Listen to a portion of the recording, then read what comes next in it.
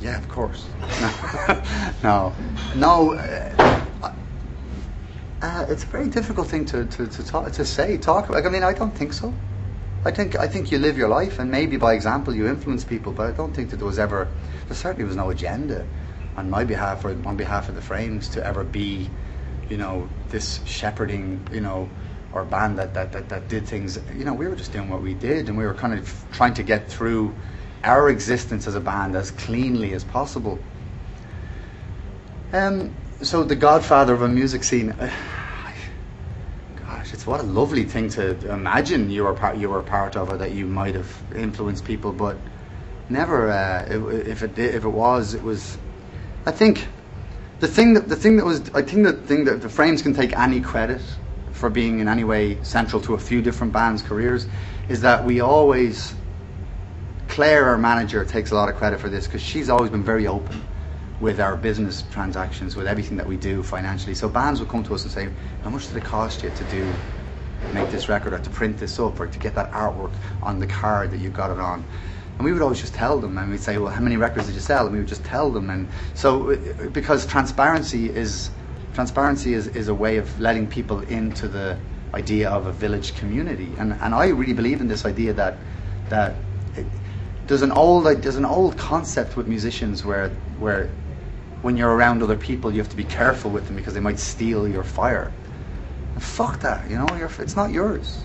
So many people make the mistake of thinking that the gift is them, and it's not you. It's a gift, and all you can ever do is serve it. And so the Godfather, I mean, it's never going to be for me to say anything like that at all. And if I was, I'm not now, because I'm not even around that much, but I'm very, very happy to have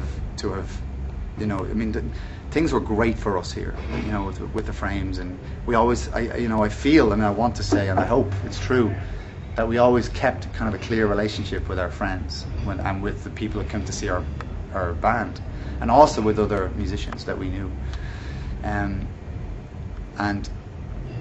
I honestly don't have an opinion about it other than that. I would see Damien Dempsey equally being the godfather of his tribe, or Bono, of course, being the godfather of his tribe, whatever that tribe is. Christy Moore would be a godfather of his gang, and there's a whole bunch of gangs that all seem to work together and are all friends. But you two are the only band in Ireland that are just that little bit removed from everyone else, because they just operate on a different level, and they're older than us. They're older guys, so relating to those guys on the same level that we relate to all our friends is just not going to happen, because they live in a different orbit to the rest of us. And that's not. I don't judge that. I don't think it's bad. I just think it is what it is. There was a TV show that I was involved in called Other Voices, where I had to pull people together to do this TV show then. And I think maybe that title may have come from that period of time where I was calling my friends and we were all coming around and jamming, and I guess what we were trying to do in some way was to recreate what we all did naturally every night on a stage in the countryside for RTE. And we didn't have very much money to do it, and it was, since then it's become a much more successful show, and they have bands from all over the world now. But back when we started it, because we did the first season, it was just a bunch of mates jumping on a bus together and heading down to the country and singing a few songs, and it was a very powerful, strong thing. But I think it marked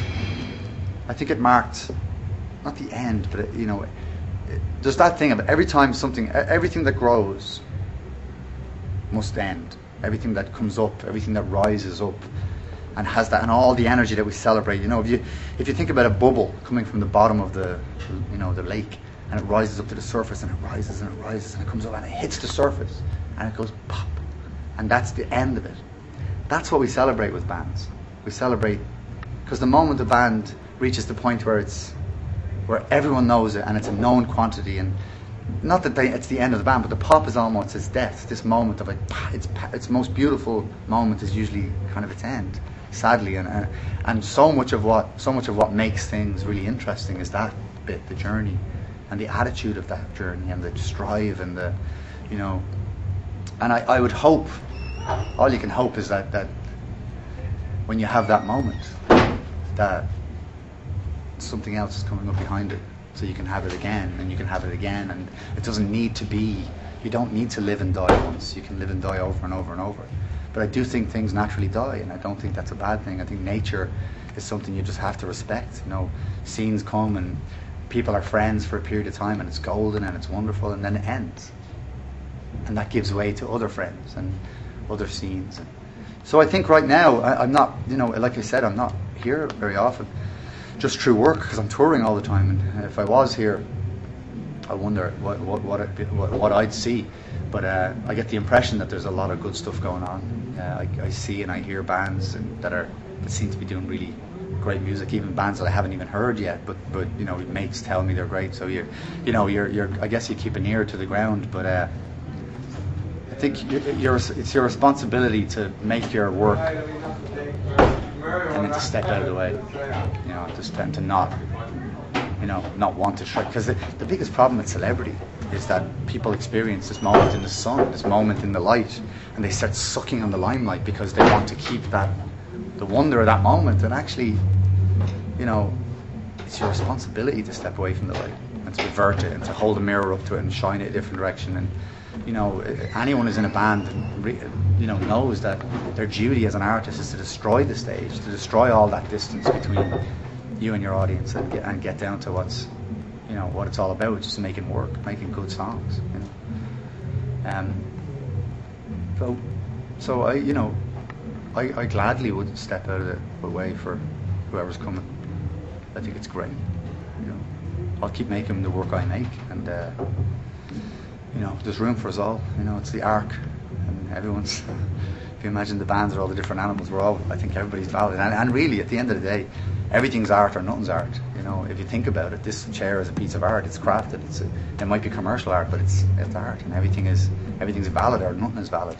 So I don't think we can ever sit around and say this band are rubbish, this band are great. I mean, even though we do, naturally, you're always gonna something in you, some competitive muscle is always gonna kick in and be like, I like this because I don't like this. I live in comparing or you know, living.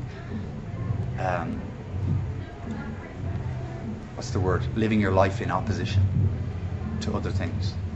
I don't think it really adds up to a great, happy existence.